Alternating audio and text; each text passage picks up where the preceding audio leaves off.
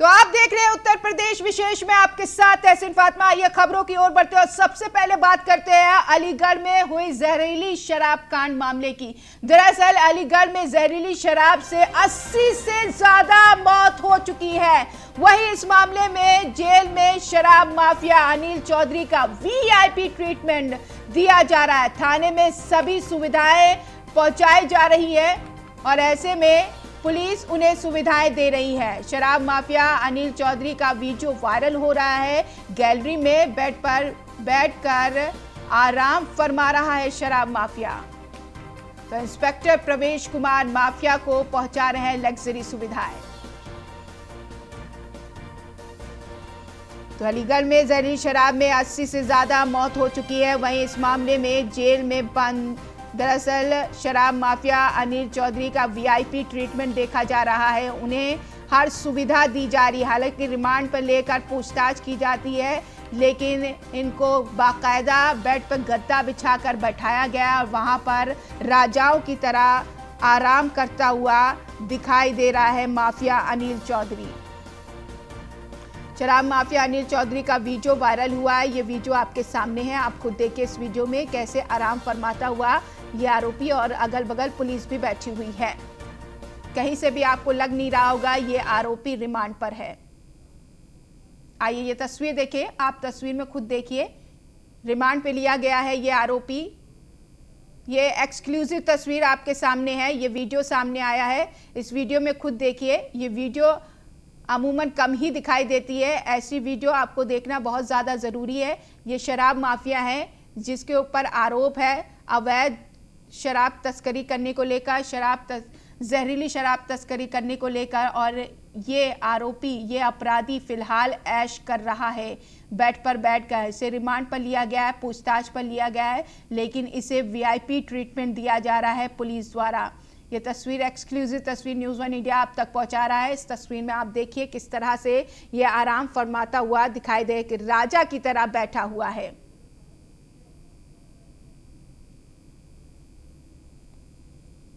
तो कहीं से भी आपको नहीं लगेगा कि ये आरोपी रिमांड पर है। हालांकि 70 से भी ज्यादा मौतें हो चुकी हैं जहरीली शराब पीने को लेकर। कई लोगों को गिरफ्तार भी किया गया है। इसमें अनिल चौधरी को रिमांड पर लिया गया है पूछताछ पर। हालांकि इससे पूछताछ करनी चाहिए कस्टडी में रखकर, लेकिन इसे लग्जरी सुविधाएं दी जा रही हैं।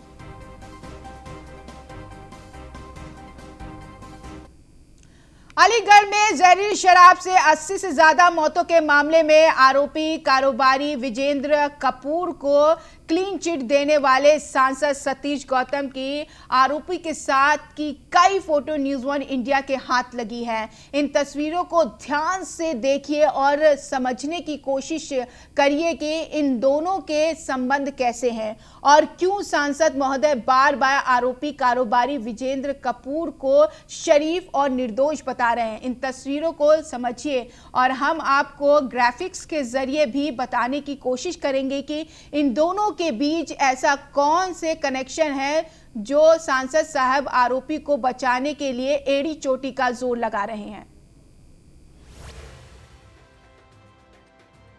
मैं ये आज भी दोबारा चैनल के माध्यम से कह रहा हूं, वो अच्छे सम्मानित व्यक्ति हैं, सम्मान रखते हैं, जिम्मेदार हैं, उनकी इंडस्ट्री है, बहुत बड़े पुराने जिम्मेदार हैं। उनका इस शराब से कोई लेना देना नहीं। रही केमिकल की बात, वो सैनिटाइज खुद बनाते हैं, इसलिए केमिकल उसमें लगता है। और दूसरी बात, उस आदमी के पास टोटल रिकॉर्ड है, सैनिटाइज में केमिकल लगता है, शराब लगती है, उस पर टोटल रिकॉर्ड है। केवल दवा बनाने के लिए उस आदमी पर ये कर षड्यंत्र रच रहे हैं। ऐसे में अपने किसी व्यापारी का उत्पीड़न नहीं होने दूंगा। तो सवालों के घेरे में अलीगढ़ सांसद विजेंद्र खुद उगले कई राज, लेकिन सांसद ने पहले ही दे दी थी। यहाँ पर बिना जांच के ही विजेंद्र को क्लीन चिट देना कितना सही है, ये सवाल खड़ा होता है। विजेंद्र को क्लीन चिट देने के पीछे सतीश गौतम की मंशा क्या है, ये भी सवाल खड़ा होता है। और साथ ही साथ क्या सांसद सतीश गौतम से विजेंद्र का कोई रिश्ता है? सवालों के घेरे में अलीगढ़ सांसद हैं। क्या सतीश गौतम का करीबी है आरोपी विजेंद्र?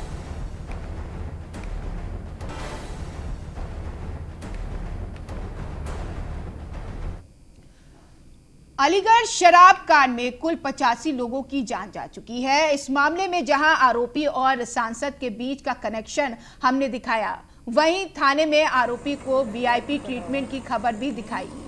अब जिला प्रशासन जहरीली शराब मामले में दिखावे की कार्रवाई करता नजर आ रहा है। बता दें कि शराब माफिया के खिलाफ कार्रवाई के नाम पर जिला प्रशासन ने ऐसा कड़ा रुख अपनाया है कि जिसे देखकर आप भी हैरान रह जाएंगे। जी हां, अलीगढ़ में जिला प्रशासन ने शराब माफिया और अभियुक्त दिगंबर पर कार्रवाई के नाम पर गांव लोधा में ग्राम समाज की जमीन पर बने ट्यूबवेल को गिरा दिया है और मामले में अच्छी तरह से खानापूर्ति कर दी।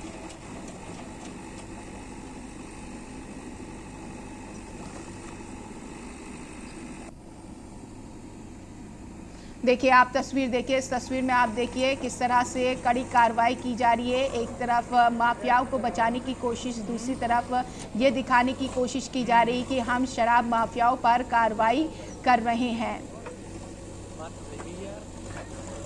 प्रशासन के यहाँ पर कार्रवाई की तस्वीर आपके सामने जेसीबी जलाई जा रही है। यहाँ पर एक तरफ वीआईपी ट्रीटमेंट दिया जा रहा है शराब माफिया को। अलीगढ़ शराब कांड में कुल 85 लोगों की जान गई है। इस मामले में जहां आरोपी और सांसद के बीच कनेक्शन आपने देखा, वहीं थाने में वीआईपी ट्रीटमेंट भी देखा। आप जिला प्रशासन की तरफ से कार्रवाई भी देखिए।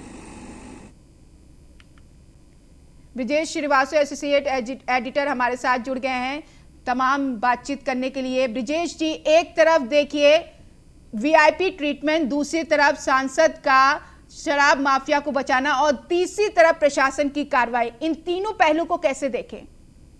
देखिए, सबसे बड़ी बात यह है कि इस वक्त जो है जबरदस्त तरीके से प्रशासन पर दबाव है ये बताने के लिए कि वो माफियाओं को किसी भी तरीके से बख्शने नहीं जा रहे, क्योंकि मुख्यमंत्री योगी आदित्यनाथ ने साफ तौर पर आदेश दिए हैं कि पहली बात तो किसी माफिया को बख्शना नहीं है, उसके खिलाफ एनएसए लगा करके सख्त कार्रवाई कीजिए और इसके साथ जो माफियाओं ने नकली शराब और दूसरे अवैध ढंग से जो संपत्तियां कमाई हैं उसको नेस्तनाबूद कर दो।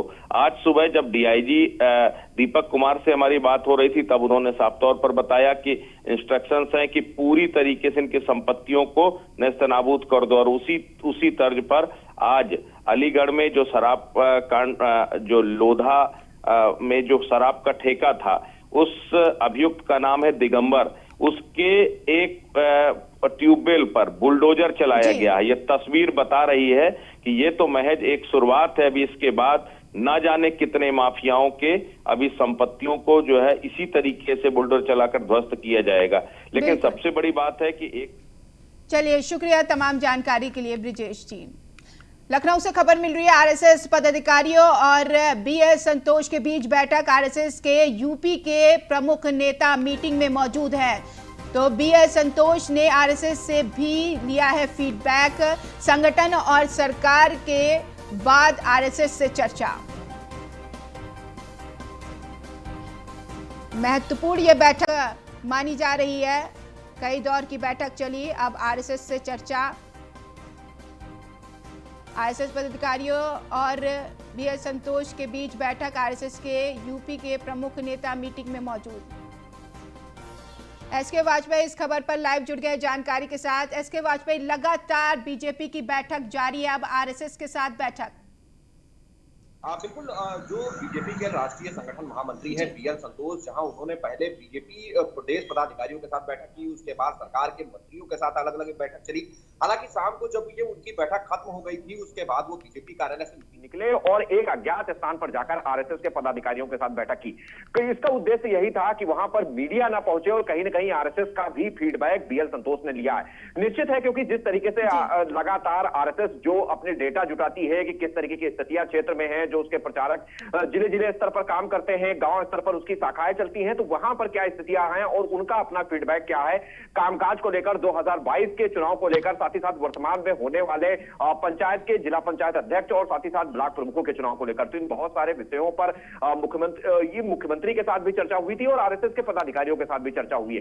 तो निश्चित है, कहीं ना कहीं वो सारा डेटा जुटाने की कोशिश की गई, चाहे वो बीजेपी के मंत्री रहे हों या फिर जो आरएसएस के पदाधिकारी रहे हों। तो इस क्रम में बीएल संतोष ने आरएसएस के पदाधिकारियों से भी फीडबैक लिया और निश्चित है कि सारा फीडबैक लेकर वो दिल्ली पहुंचेंगे, जिसके बाद इस पूरे मामले पर गहन मंथन शुरू होगा जी।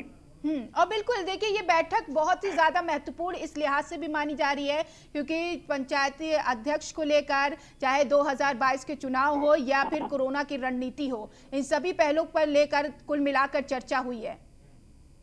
बिल्कुल, कई विषय थे जिनको लेकर चर्चा हुई है, जिसमें अगर हम मुख्य विषयों की बात करें तो वर्तमान में जो जिला पंचायत अध्यक्ष के चुनाव होने हैं, ब्लॉक प्रमुख के चुनाव हैं, उसमें कैसे बेहतर परफॉर्मेंस की जाए, साथ ही साथ में 2022 को लेकर भी रणनीति तय की गई और 2022 से पहले सरकार और संगठन के बीच में किस तरीके से एक बेहतर सामंजस्य स्थापित किया जाए ताकि जो भी दुश्वारियां हैं उनको दूर की जा सके, लोगों की नाराजगी को खत्म किया जा सके। इन बहुत सारे विषयों को लेकर भी चर्चा हुई है और लोगों से सुझाव भी मांगे गए हैं, चाहे वो प्रदेश पदाधिकारी रहे हों या बीजेपी सरकार के मंत्री। बिल्कुल, एसके वाजपेयी, बहुत शुक्रिया तमाम जानकारी के लिए।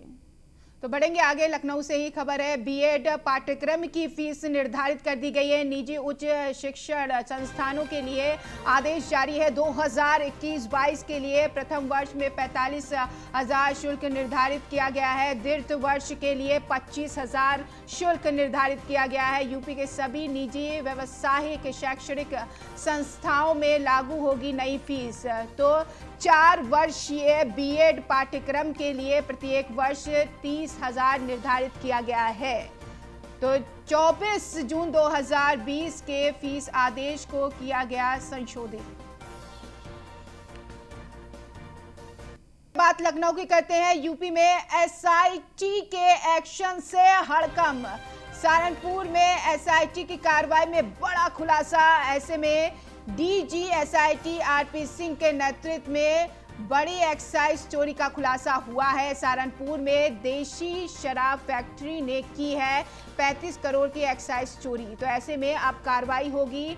9 लोगों के विरुद्ध चार्जशीट भेज विवेचना में जुटी एसआईटी। शराब के डुप्लीकेट बारकोड और क्यूआर कोड के दुरुपयोग का भी खुलासा हुआ है।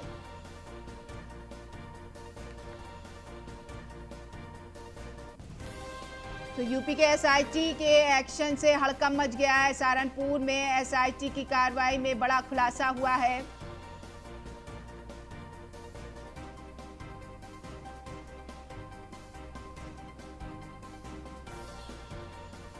डीजी एसआईटी आरपी सिंह खुद हमारे साथ जुड़ गए। आपका स्वागत है आरपी सिंह, न्यूज़ 1 इंडिया पर।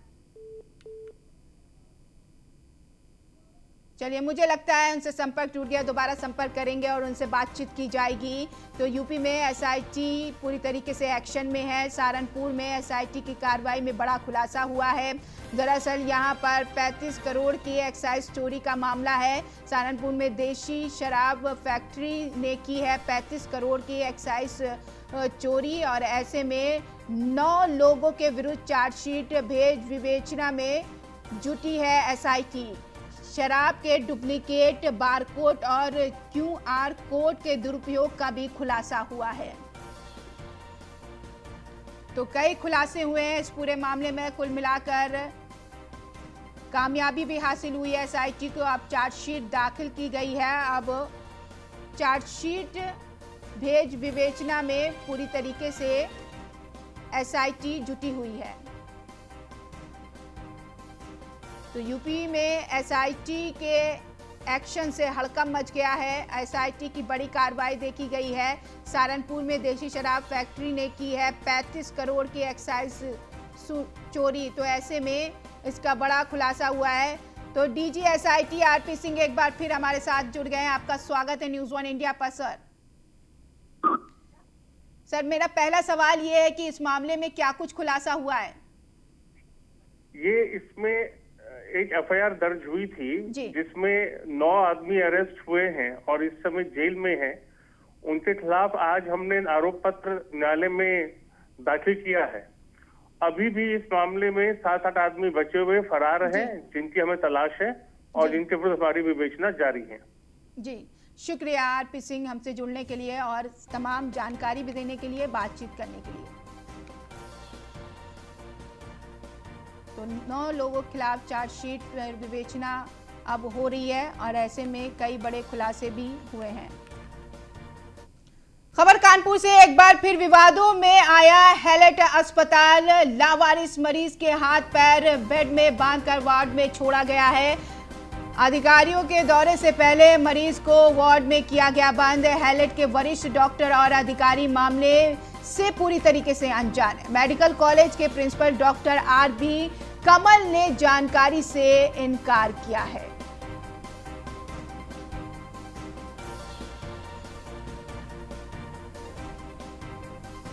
एक बार फिर विवादों में हैलेट अस्पताल फंसा है।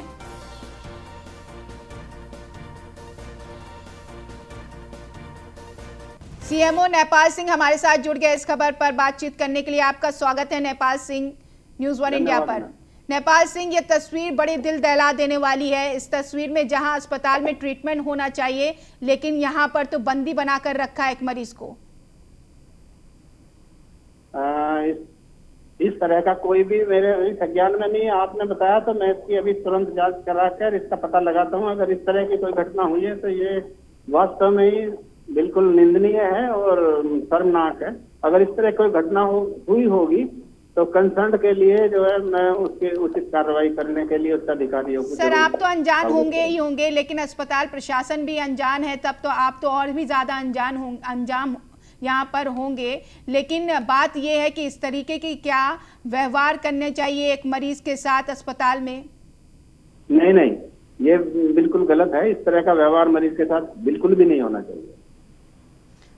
चलिए, बहुत शुक्रिया, आप जुड़े, हमसे बातचीत की।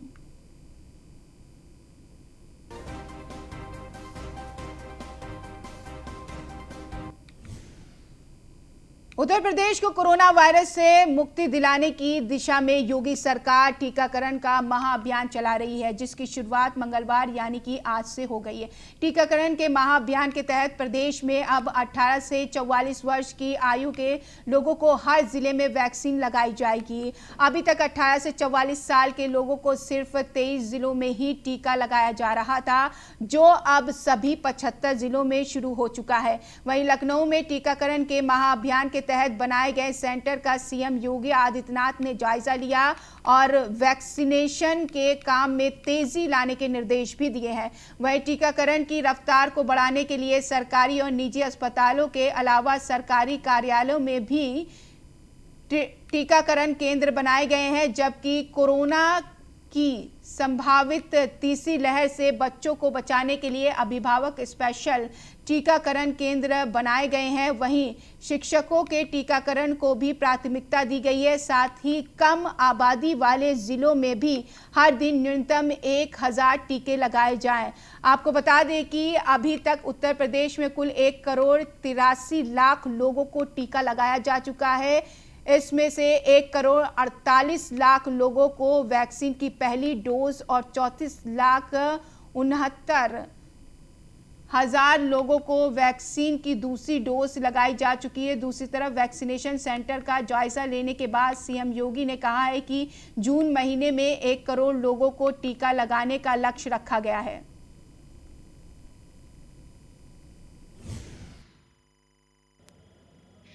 उत्तर प्रदेश में अब तक 1,83,00,000 से अधिक लोगों को हम लोगों ने वैक्सीन दिया है। अकेले जून महीने में हम लोगों का लक्ष्य है कि हम 90 से 1 करोड़ लोगों को वैक्सीन देंगे। आज 1 जून है। 18 से 44 वर्ष की उम्र के सभी युवाओं को वैक्सीन उपलब्ध कराने के लिए प्रदेश के सभी 75 जनपदों में एक विशेष अभियान चल रहा है। इसके लिए हम लोगों ने 2100 बूथ पूरे प्रदेश में स्थापित किए हैं।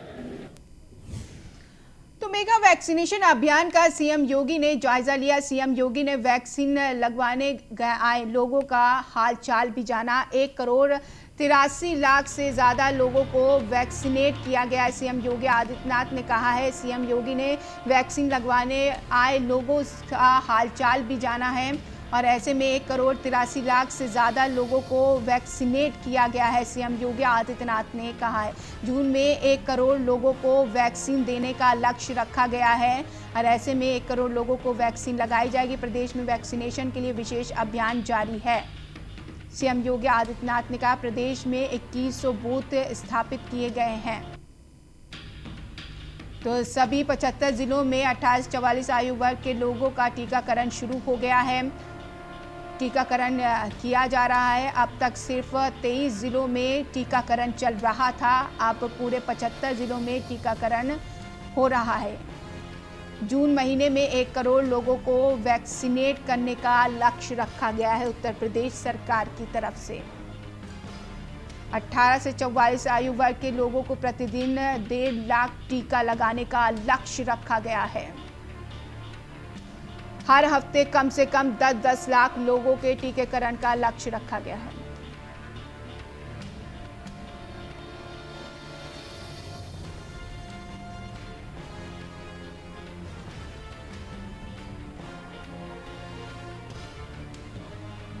तो टीकाकरण का महाअभियान लगातार जारी उत्तर प्रदेश में।